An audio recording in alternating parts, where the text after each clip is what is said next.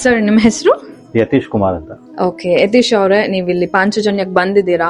ಇಲ್ಲಿ ಬಂದು ನಿಮ್ಗೆ ಆಗಿರೋ ಲೈಫ್ ಅಲ್ಲಿ ಏನಾದ್ರೂ ಚೇಂಜಸ್ ಆಗಿರ್ಬೋದು, ಬೆನಿಫಿಟ್ಸ್ ಆಗಿರ್ಬೋದು, ನಮ್ ಜೊತೆ ಶೇರ್ ಮಾಡ್ಬೋದಾ?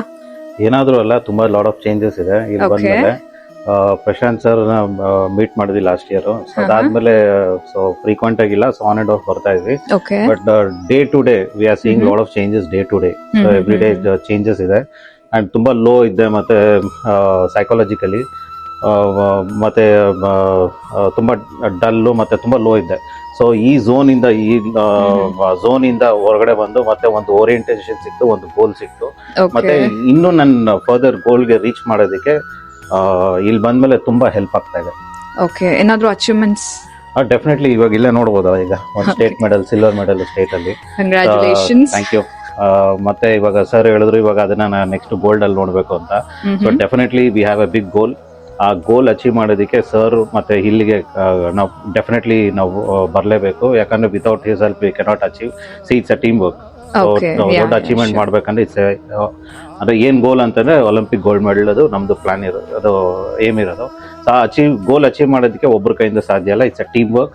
ಈ ಟೀಮ್ ಅಲ್ಲಿ ಈವನ್ ಪ್ರಶಾಂತ್ ಸರ್ ಕೂಡ ಇರ್ತಾರೆ. Very good luck. Thank you so much. So ಇಲ್ಲಿ ಬಂದ್ಮೇಲೆ I am seeing lot of changes in me.